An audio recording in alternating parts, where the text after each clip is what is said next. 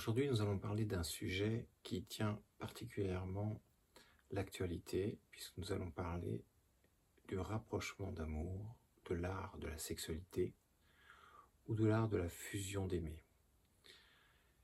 Car il s'agit bien d'un art, mais en fait, nous parlons d'une quête, et de cette quête, nous pourrions l'appeler la quête de la jouissance. Cette quête est-elle louable? Est-elle légitime?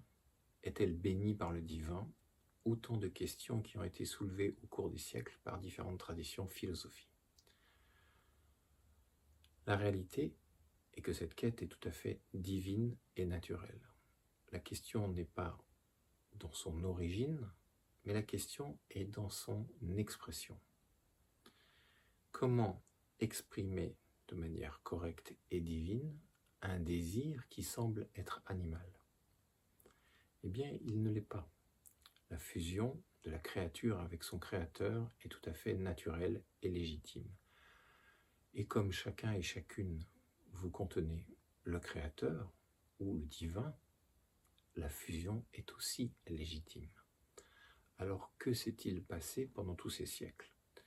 Eh bien, pendant tous ces siècles, vos sociétés, vos comportements, vos éducations, vos religions, vos philosophies vous ont donné un schéma d'approche de cette pratique. Et la plupart du temps, tous ces schémas étaient circonscrits, astreignants, limitants, culpabilisants. La vérité est que si vos corps ont été conçus pour ressentir du plaisir, c'est qu'ils devaient être vécus.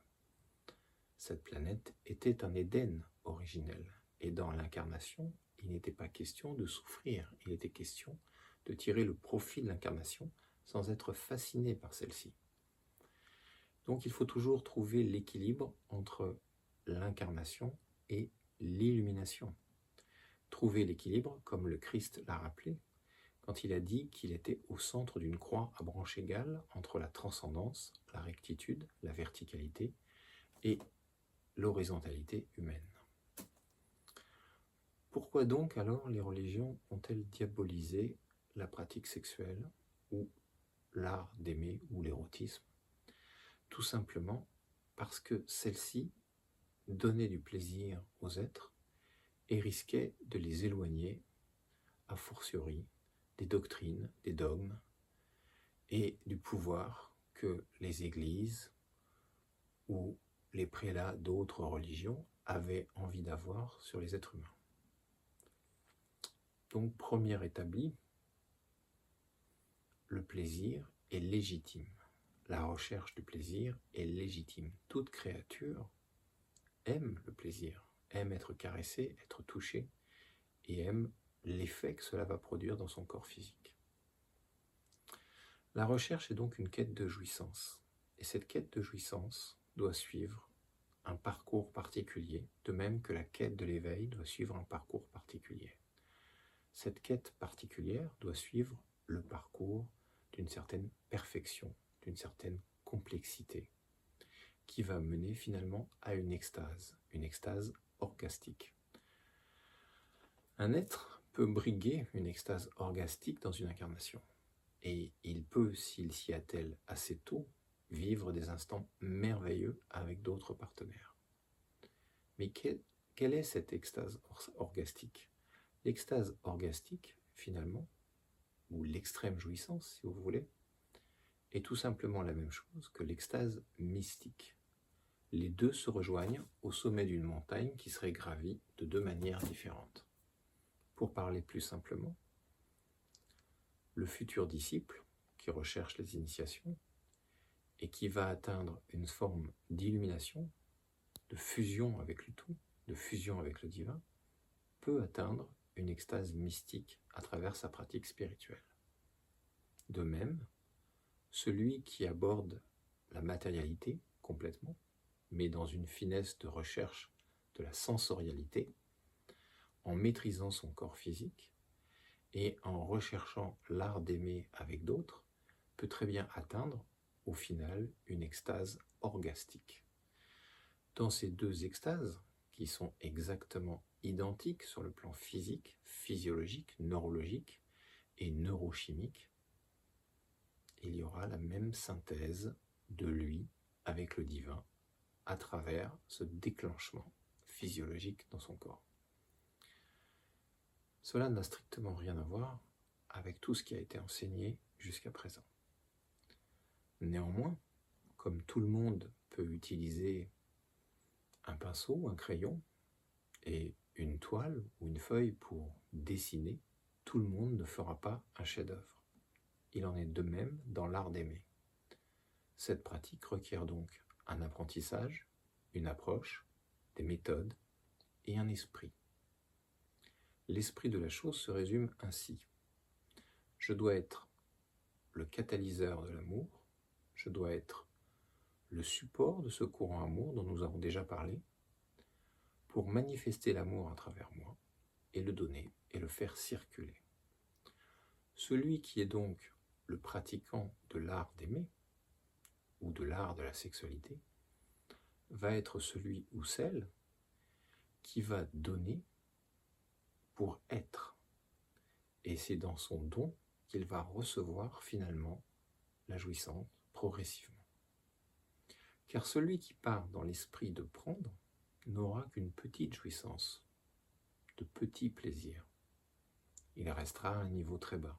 De même, celui qui s'adonne à une certaine quête de spiritualité, sans grande perfection, aura de petites révélations, de petites vérités et de petits vécus. Si cet art doit être approché, il doit être approché exempt de toute morale, de toute conviction ou de toute approche qui serait circonscrite par des siècles et des siècles de moralisation. Le divin a créé le corps humain dans une forme parfaite, avec des systèmes parfaits, sur tous les plans, physiologiques, neurologiques, et dans tous ces systèmes, il y a un potentiel qui a été développé et un potentiel qui n'est pas développé. Le travail de la quête de la jouissance est un travail d'apprentissage, de recherche et d'expression de tout ce potentiel. Prenons un exemple. Les deux êtres humains existant sur cette planète, aussi bien l'homme et la femme, sont identiques. Leur différenciation physiologique est due simplement à un mode d'expression de différents organes. Chez la femme, les ovaires sont les testicules de l'homme, qui sont tout simplement descendus. Il n'y a donc pas de différence véritable comme on veut le faire croire, au final, actuellement. Il y a une différence d'expression, puisqu'il y a eu une orientation de la force divine selon deux angles différents. Néanmoins, dans l'art de la sexualité, la femme et l'homme ne sont pas du tout égaux. L'homme peut très bien avoir une érection qui dure presque un peu plus d'une heure, s'il ne triche pas avec des méthodes chimiques, mais au final, il n'aura qu'un seul orgasme puissant, qui peut être un petit peu prolongé quelques minutes, mais un seul. Alors que la femme, si elle apprend l'art de la jouissance, peut obtenir non seulement un orgasme puissant, mais monter sur des plateaux, qu'on appelle le plateau des 1000 orgasmes, et avoir des orgasmes à peu près toutes les microsecondes sur des centaines ou des milliers d'orgasmes à la suite. Il peut même atteindre un stade supérieur, qu'on dirait un stade ultime de jouissance, proche de la syncope, où il y a éjaculation féminine, éjaculation d'un liquide qui ressemble à de l'eau. Cet état-là est un état pratiquement d'extase, parce qu'il peut y avoir à ce moment-là des décharges électriques, neurologiques, avec une perte de connaissance. C'est ce pouvoir sexuel, sacré, féminin, qui a été jalousé par beaucoup d'hommes au cours des siècles. Pourtant, fut un temps, il était divinisé et les femmes qui atteignaient ce type d'orgasme étaient traitées comme des déesses. Quoi qu'il en soit, en tant que futur disciple du divin Et en tant que serviteur du divin, vous vous posez souvent la question de savoir quel est votre positionnement par rapport à ça. Et cette question est légitime parce que votre corps instinctif et vos autres corps vous réclament un partage sur le plan physique, un partage dans l'art de transmettre l'amour. Alors, j'entends souvent parler de sexualité sacrée. Il n'y a pas de sexualité sacrée. La sexualité est sacrée, puisqu'elle a été créée par le divin, aussi bien chez le mammifère que chez l'humain, et chez tous les êtres de la création. Donc, tout est divin de toute manière. Donc, tout est sacré. À quelque niveau de conscience et dans quelque niveau d'expression. Est-ce que le dessin de votre enfant à la maternelle n'est pas tout autant sacré que le plafond de la chapelle Sixtine peint par Michel-Ange sur son dos? Tout autant. Donc, la question n'est pas là. La question est dans la puissance de l'expression du divin dans votre pratique. Et c'est bien ça qu'il faut rechercher. Il faut rechercher un perfectionnement. C'est pour cela que je dis que les deux quêtes, les quêtes de la jouissance ou la quête du divin, se rejoignent exactement sur la même manière de l'approche. L'approche doit être divine, c'est-à-dire elle doit rechercher la perfection. Pourquoi je vais me rapprocher de quelqu'un? Je vais me rapprocher de quelqu'un parce que j'ai une affinité avec cette personne, parce que j'ai envie de vivre l'expérience d'aimer à travers le corps physique. Mais pour vivre cette expérience, je vais créer un contexte, je vais créer un scénario et je vais créer une méthode qui va me permettre d'obtenir une jouissance certaine, une jouissance divine et naturelle. Mais pour cela, je devrais moi-même avoir atteint un certain temps d'éveil et un certain niveau de qualité d'éveil de cette jouissance. Et je devrais aussi avoir un art que je peux proposer à l'autre, à mes partenaires, pour vivre une jouissance satisfaisante. Cette jouissance a-t-elle une limite? Non, elle n'en a aucune. Certains êtres peuvent jouir de tout leur corps. Contrairement à ce qui est enseigné par des pseudo-sexologues, il n'y a pas de zone érogène. Toutes les parties du corps peuvent devenir érogènes. En fait, toutes les cellules de votre corps sont édogènes à la place. Elles sont source potentielle de plaisir. Et potentiellement, en les éveillant en hyper-conscience, comme l'éveillé, vous obtiendrez des zones érogènes. Et puis vous obtiendrez des zones érogènes plus. Donc si on projette cette potentialité neurosensorielle de votre corps physique, le corps étant divin, vous pouvez par hyperconscience, par travail artistique d'une certaine méthode, atteindre des orgasmes ultra puissants. Je ne parle pas des petits orgasmes que le commun des mortels arrive à atteindre péniblement, parce qu'ils ne le disent pas de manière franche, mais péniblement, comme ils ont de petits éveils finalement, ou de petites consciences de divin.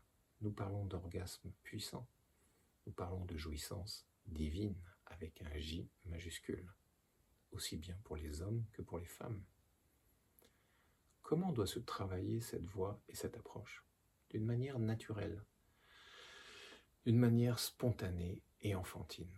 J'ai un corps et je vais travailler ce corps comme une potentialité d'expression d'un merveilleux état d'être. Donc apprendre à connaître son corps, apprendre à travailler avec son corps pour exprimer son désir, son plaisir et son désir de partager le courant amour, voilà le but à atteindre. Les deux chemins, masculin ou féminin, sont différents sur le sujet. Mais une règle restera la même. La règle d'or du partage valable est d'apporter à l'autre ce que l'on aimerait recevoir. C'est la même règle qui vous a toujours été donnée.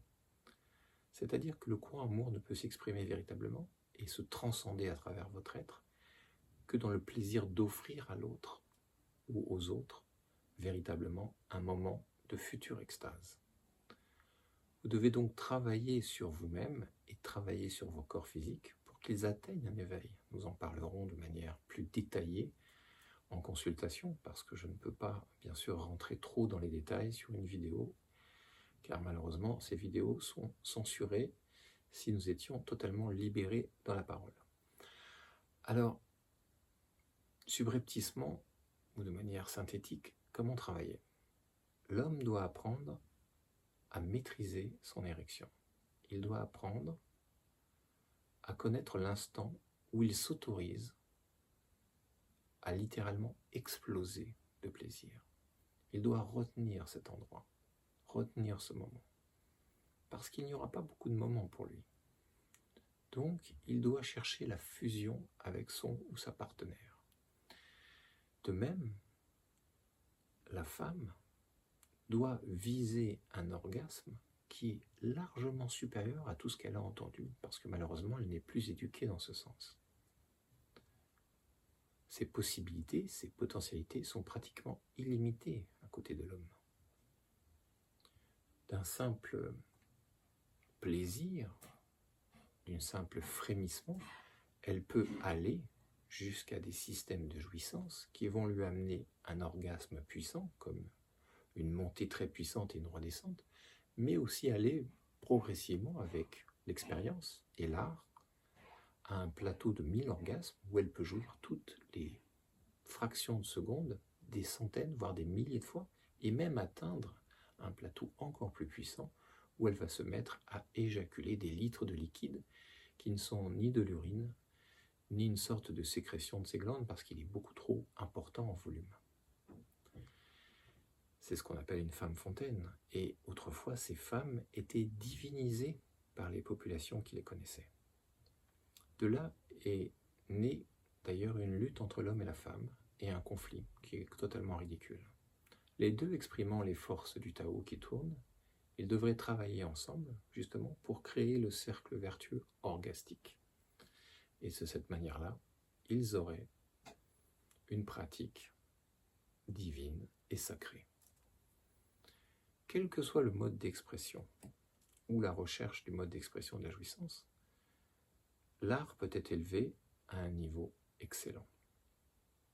Néanmoins, il faut se défaire définitivement, dès aujourd'hui, de tout ce qui a été retenu ou engrangé.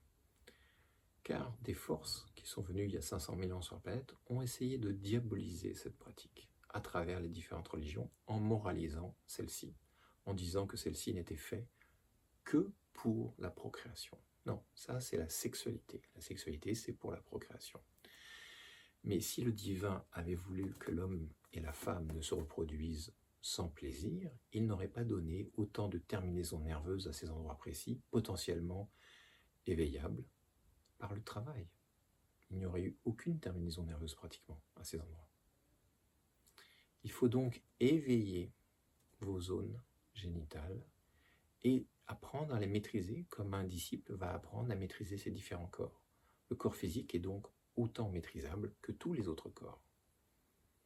Maintenant, parlons de ce qui vous étreint parfois, de pulsions sauvages, de pulsions sexuelles, de désirs. Ces désirs et ces pulsions sont tout à fait naturels. Ce qui l'est moins est parfois la manière que vous utilisez de les exprimer. C'est là où il faudra mettre l'accent. Il faudra mettre l'accent sur une pratique qui est en accord avec les lois divines, en accord avec l'expression de la volonté d'amour. Sur quoi se base l'expression d'amour? Ma pratique ou mon expression ne doit pas nuire au bien commun. Elle ne doit pas nuire à mon, à mes ou à ma partenaire. Elle doit au contraire lui apporter quelque chose de valorisant, quelque chose qui nous emmène à une forme de nirvana, parce que c'est le but au final, une extase. Donc toutes les pratiques, on va dire, connues jusqu'à ce jour, et qui ne sont pas nouvelles, qui ont toujours existé sur Terre, sont des pratiques qui peuvent être louables du moment qu'elles respectent ces vertus d'amour et de partage. Alors, maintenant que vous comprenez et que vous approchez cette chose sous un angle neuf, comment le vivre véritablement? Eh bien, comme un ou comme une enfant qui va essayer d'exploiter une potentialité que le divin lui a donnée. Si les humains faisaient, comme vous dites, l'amour, ou dirais plutôt, si les humains partageaient l'amour d'une manière charnelle, de manière divine et sacrée, nous n'en serions pas du tout au stade d'éveil où nous nous trouvons sur cette planète. Parce que les petits orgasmes ou les grands orgasmes ou même les extases que cela aurait provoqué de manière répétitive chez les uns et les autres auraient provoqué un éveil parallèle, spirituel. La recherche du plaisir ou la recherche ou la quête de la jouissance est la même quête que la quête mystique qui mène au divin. Tous les êtres devraient s'adonner de manière correcte à cette pratique. Mais attention, ceci est un art, et un art se travaille. Il ne suffit pas de prendre un pinceau et de dessiner pour faire un chef-d'œuvre. Il ne suffit pas de prendre un violon pour sortir une mélodie du premier abord. Il faut donc ravaler avec humilité l'orgueil de certains et de certaines, de dire « Oh, mais moi je maîtrise et tout ». Non, vous n'avez eu jusqu'à présent que de tout petits orgasmes. Donc ouvrez le champ des possibles, ouvrez-vous à une dimension supérieure et commencez à comprendre la potentialité de cette voie et la potentialité d'expression. Défaites-vous des morales, défaites-vous des éducations, des dogmes, des us et coutumes, et ouvrez-vous à une approche, nous dirions tantrique, divine, sacrée, à une approche naturelle. Dans les processus que nous faisons, dans les processus d'éveil maîtrisés, avec mon entremise, vous vous êtes rendu compte à plusieurs reprises que parfois vos désirs étaient décuplés ou même qu'ils revenaient à la charge de manière très puissante. Et toute la difficulté était de répondre de manière légitime à ces désirs et à ces volontés d'expression. Effectivement, il faut trouver une méthode, un art d'exprimer cela. Cela s'appelle l'érotisme, justement. C'est ce qui vous différencie du singe. Même les singes évolués ont une sexualité évoluée. Les bonobos règlent leurs conflits en faisant l'amour. Ils détestent le conflit. Et dès qu'il y a un conflit, ils offrent du plaisir à leur partenaire, ou à celui ou à celle qui aurait généré ce conflit. C'est une manière très intéressante d'aborder la notion de la transmutation de l'énergie de colère. Vous voyez donc que cette voie est une voie à explorer. Alors si nous récapitulons, la première phase est d'éduquer vos enfants, filles ou garçons, dans la notion du plaisir, et que le plaisir est sain et naturel, mais qu'il doit être vécu d'une certaine manière, qu'ils doivent éveiller leurs organes, travailler leur pratique, apprendre à s'ouvrir à l'autre et à partager. Sur certaines planètes, faire l'amour est une chose autant naturelle que de dire bonjour en faisant une accolade. Et ce n'est pas quelque chose qui porte à conséquence, comme chez nous, où on ne parle pas d'intimité, parce que tout est intime et tout est sacré finalement, et tout peut se partager. Il faut donc s'ouvrir à cette dimension sur un plan purement, au départ, intellectuel, pour élaborer finalement un art, une approche, une méthode qui permettrait d'atteindre le divin par une autre voie, celle de la chair. Nous reparlerons de tout ça en consultation, nous en reparlerons de manière privée, parce que nous pourrions débattre sur le sujet pendant des milliers d'années pour vous apprendre l'art d'aimer. Ce que j'essaye de vous faire comprendre aujourd'hui, c'est que tout ce qui vous a été enseigné à ce propos n'est pas tout à fait juste et très limitant. Vous avez des potentialités extraordinaires, divines, et ces envies qui vous taraudent, ces désirs, sont légitimes. Vous devez simplement trouver l'équilibre dans la manière d'exprimer ces désirs et ces pulsions légitimes. Et vous devez les pousser à un degré d'excellence qui sont équivalents au degré d'excellence que vous recherchez dans votre quête spirituelle. Voilà la méthode à suivre. Pour le reste, je vous donnerai les clés progressives pour aller vers cette extase orgastique. Aussi bien à vous, messieurs, qu'à vous, mesdames. Mais vous ne devez jamais perdre de vue que la pratique de l'art d'aimer à travers la chair est une pratique divine et sacrée. Quand il y a eu des passages dans des anciens livres, où par exemple, dans l'Ancien Testament, une ville a été rasée par des anges, des messagers, parce qu'ils avaient des pratiques contre nature, on dit dans le livre. Je parle de la ville de Sodome et Gomorrhe.